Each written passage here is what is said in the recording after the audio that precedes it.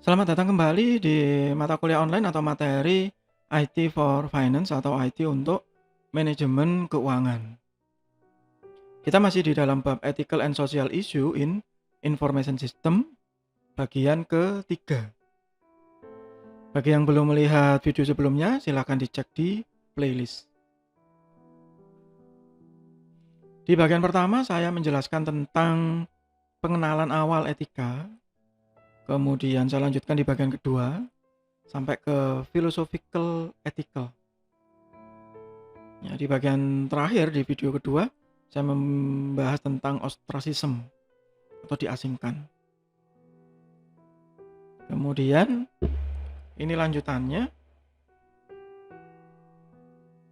Lanjutannya adalah tentang biasanya orang yang melanggar etika itu tidak ada sanksi secara hukum. Ya, di video sebelumnya saya menjelaskan contoh misalnya ada seseorang yang suka kentut sembarangan di tengah-tengah temennya begitu. Ya nggak ada sanksi hukumnya pasti. Apa sanksi hukumnya? Tapi semua temannya akan menganggap bahwa dia tidak bermoral, tidak punya sopan santun, tidak punya etika begitu. Does not relate directly with religion. Nah itu tadi contohnya. Ya nggak ada sih larangan, kalau saya di Islam misalnya dilarang kentut gitu ya nggak mungkin. Ya tetapi kalau itu dilakukan dalam kondisi yang tidak nyaman gitu ya, ada banyak orang, apalagi dalam kondisi makan bersama atau apa ya, itu pasti akan menjadi masalah.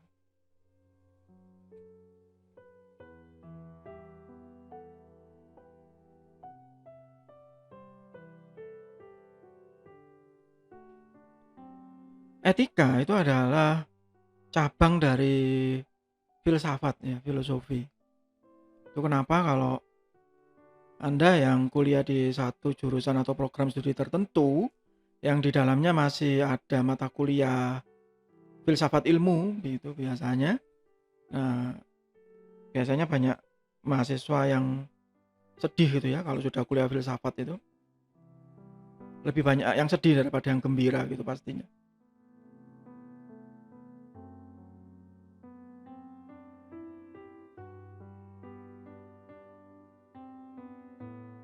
Karena dianggap bahwa filsafat itu apa sih, ngomong apa sih ini gitu ya. Padahal filosofi as fundamental question about key area of human situation. Harusnya ini cabang ilmu yang paling mendasar. Tapi faktanya kan tidak seperti itu.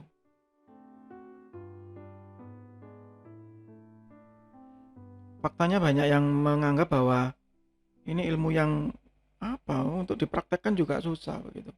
Beda dengan etika seperti ini. Philosopher and philosophies may be either systematic or piecemeal. Jadi ya ada yang mungkin orang bilang terlalu tinggi ya.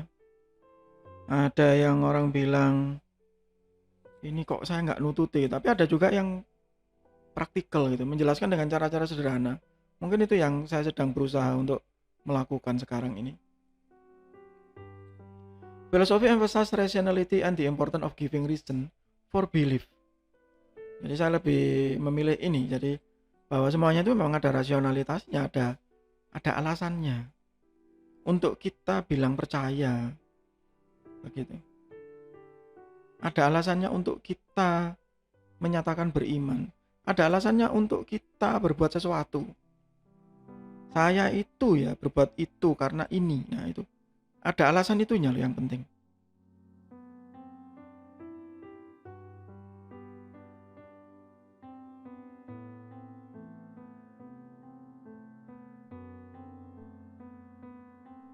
Jadi itu yang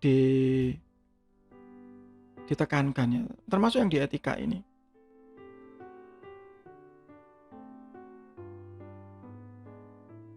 Ya ini yang saya sebut berkali-kali ya di awal, right and wrong, benar dan salah, usually apply to doing action and there is usually no in between.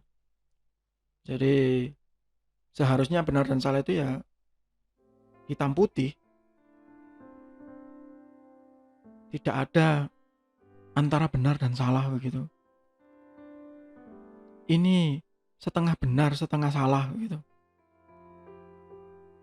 Jadi biasanya memang no in between, jadi nggak ada.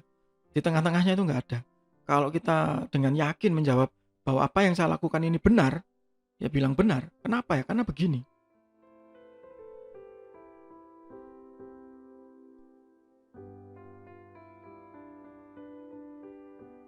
Saya terpaksa Pak gitu. Harus menyobek bajunya. Kenapa? Untuk menyelamatkan beliau karena beliau sedang terkena serangan begini-begini sehingga saya harus menyelamatkan, saya harus membuka bajunya misalnya gitu. Melanggar hukum tidak, agama mungkin, tetapi dia bilang ini benar. Ini moral choice saya. Kalau saya tidak melakukan ini, beliau akan meninggal atau beliau akan lebih parah kondisinya. Misalnya begitu. Ada yang bilang, oh, kenapa harus dibuka bajunya? Itu lawan jenis. Anda modus ya. Anda mencari-cari kesempatan dalam kesempitan ya. Nah, ada yang bilang itu salah. Tapi dia bilang, saya punya alasan untuk berbuat ini. Begitu. Ya, jadi tidak ada in between-nya.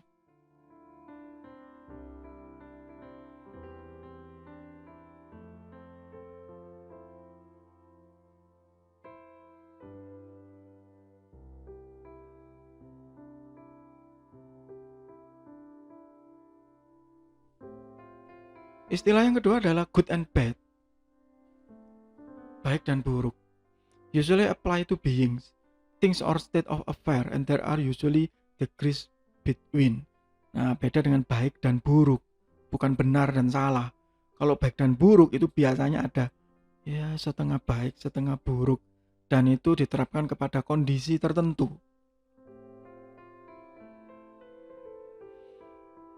Kalau di kelas saya biasanya cerita ada satu kasus dilema gitu ya. Misalkan Anda yang berstatus mahasiswa. Kemudian ya Anda baru 3-4 bulan ya bekerja, fresh graduate ya misalnya begitu. Dan Anda sudah dipercaya oleh perusahaan tersebut menjadi misalnya asisten manajer. Kemudian pada satu saat perusahaan Anda yang sebuah pabrik tadi mengikuti tender tertentu. Seperti banyak tender ya biasanya dilakukan di hotel begitu. Ya semua peserta tendernya dan ya yang penilainya juga ada di hotel yang sama. Kemudian Anda dipanggil sama manajer Anda. Mas itu tolong tas ini diantarkan ke Bapak itu nomor kamar sekian. Anda tahu bahwa kamar nomor sekian itu adalah salah satu pemegang keputusan tender. Yang mungkin itu dari pihak pemerintahan misalnya. Kemudian pada saat Anda diberi tas tersebut ternyata resletingnya sedikit terbuka. Tasnya. Dan Anda melihat ada tumpukan uang di situ. Secara naluriah Anda kemudian tanya ke manajer Anda, loh Pak ini untuk apa? Sudah lah, nggak usah banyak tanya. Ini kasihkan ke Bapak itu di kamar nomor itu supaya kita bisa menang tender. Ini satu hal yang sulit ya. Di satu sisi mungkin Anda berpikir begini, kalau saya tidak memberikan uang ini, perusahaan saya kalah tender, tidak ada job. Maka bisa jadi, karena ini tinggal satu-satunya job yang tersisa, ya bisa jadi terjadi PHK besar-besaran nih di pabrik saya, di pabrik tempat saya bekerja. Kemudian Anda membayangkan apa yang terjadi kalau itu di PHK. Mungkin Anda karena masih muda, belum berkeluarga, tidak ada masalah. Anda juga masih punya banyak kesempatan untuk apply di tempat lain. Tapi bagaimana dengan yang lain? Rekan-rekan Anda yang sudah tua, kemudian orang-orang yang ya jadi blue collar atau buruh pabrik. Apa yang terjadi dengan mereka? Bagaimana dengan orang-orang di lingkungan pabrik tersebut yang buka warung makan, buka kos-kosan begitu? Anda berpikir jauh sampai ke sana. Tapi kalau Anda menyerahkan tas tadi, maka Anda melakukan gratifikasi. Anda mendukung sebuah perbuatan yang salah. Anda menjadi salah satu pelaku dengan resiko terkena OTT atau operasi tangkap tangan. Ya, biasanya hal ini kalau saya tanyakan ke rekan-rekan yang ada di kelas, maka jawabannya akan bervariasi. Dan itu adalah moral choice. Apakah Anda memilih menyerahkan tas berisi uang tadi dengan asumsi bahwa Anda menyelamatkan banyak orang di perusahaan atau pabrik tadi dari kemungkinan PHK, atau tiba-tiba Anda muncul jiwa sucinya begitu, kemudian membanting tas tadi di depan manajer Anda dan marah, saya tidak mau Pak bekerja di perusahaan kotor seperti ini, saya mengundurkan diri sekarang juga. Nah misalnya, tindakan apa yang benar ya? Moral choice. Tapi apapun tindakan yang dipilih, maka itu right and wrong. Semuanya punya penjelasan dan tidak ada setengah benar setengah salah.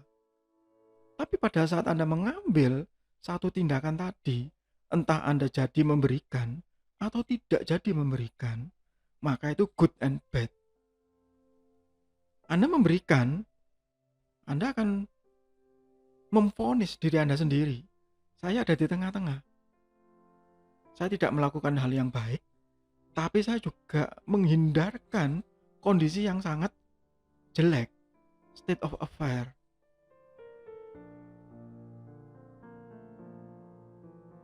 Kalaupun Anda menolak untuk memberikan uang tadi, Anda bilang bahwa itu untuk kebaikan saya. Kalau saya sudah mengikuti hal seperti ini satu kali, maka berikutnya akan terjadi lagi nih pasti. Saya nggak mau ada di tempat seperti ini. Meskipun nanti itu kemungkinannya ada PHK di perusahaan saya yakin nanti akan ada orang lain kok yang disuruh selain saya. Jadi Anda tidak merasa juga bersalah. Makanya good and bad ini ada degrees between. Nah, pengukuran derajat baik dan jelek ini balik ke masing-masing personal. Ya, jadi baik dan buruk itu degrees between. Ya, degrees between. Itu untuk sementara di pembahasan bagian ini. Nanti di bagian berikutnya kita akan melanjutkan ke moral responsibility. Semoga bermanfaat. Tetap sehat, tetap semangat. Terima kasih.